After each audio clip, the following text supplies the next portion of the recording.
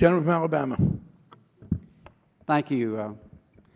Secretary Geithner, Mr. Klein talked to you about too big to fail, and you want to get away from that as quickly as possible.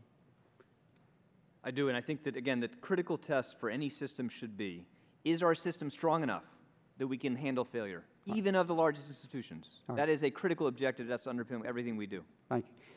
Your draft legislation authorizes the FDIC to spend an unlimited amount of money of taxpayers' cash to prop up or unwind a supposedly systemic important firm. Actually, the words are such sums as are necessary.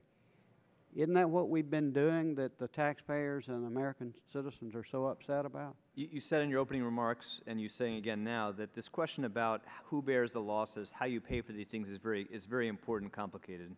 And we are going to have to look carefully at how the costs of these interventions are shared across the system. Right now, in the current system, it's fundamentally unfair because smaller banks are forced to absorb a disproportionate cost of interventions needed to protect the system from often mistakes made by larger institutions. But we would like to change that and put in place a fee structure that is a bit more just and fair in that context. But wouldn't a fair structure be not to prop them up with any taxpayer money? Well, I think, again, as this crisis reveals, and as the crisis of the thrift and loan crisis, S&L crisis in the early 90s revealed, there are circumstances in which it is cheaper for the taxpayer over time and less damaging for the country over time for the government to take some risk in preventing greater costs, not just to the deposit insurance fund, but to the rest of the system. That's the balance we have to strike. Well, I'm talking about, is there really no alternative than saddling future generations of Americans with perhaps hundreds of billions of dollars worth of losses for the mistakes of a few institutions that grow too large or too complex? In what has to guide what we do is how do we protect the system at least cost to the taxpayer? And in emergencies, in extremis, as we've seen, letting institutions fail can cause far greater damage. Acute catastrophic damage to the fortunes of all Americans. All right. And so there may be circumstances in which, with carefully designed constraints, that it is more effective for the country and for the taxpayer for there to be carefully designed emergency authority to step in and prevent failure.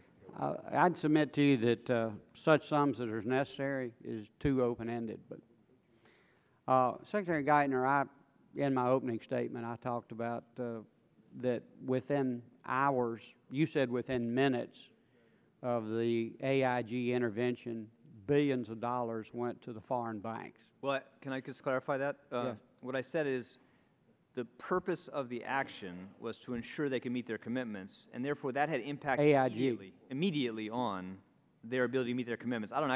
Didn't mean to say in minutes they were making payments, but sure. Well, okay, within minutes they were, or they were able. I mean, I said hours and you said minutes, yeah. But I mean, even if it was a few days, it was to allow them to not default on their obligations. That was the purpose of the action. Right.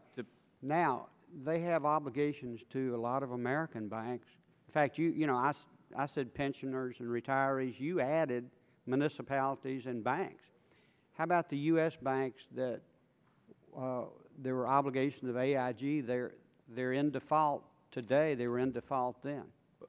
Mr. Bachus, I heard your question, and I need to understand a little bit more of the precise examples you're referring to. I would be happy to look at that and get back to you. Understand if it seems unfair, we'll have to fix it, but I want to take a more careful look at what you're suggesting. Sure. And what I'm talking about, let me tell you, what was paid off dollar for dollar were these risky credit default swaps agreements in most cases, which were the financial products subsidiary that wrote those. That's what you paid off dollar for dollar. What is still not being paid off is the more traditional loans to AIG of actual money. And do you understand my concern? I completely understand your concern, but I want to look in more detail at the precise examples you're speaking, because they don't. I need to understand those better, and I'll give you more thoughtful. And I'm talking about U.S. banks federally insured U.S. banks that made secured loans to a subsidiary of AIG, and they're being told, they're being offered 20 or 30 cents on the dollar. U.S. companies doing business in Florida, Alabama, Tennessee. As I said, I'll work with the chairman. We'll come back to you and give you a detailed response. Well, thank you, Mr. Secretary.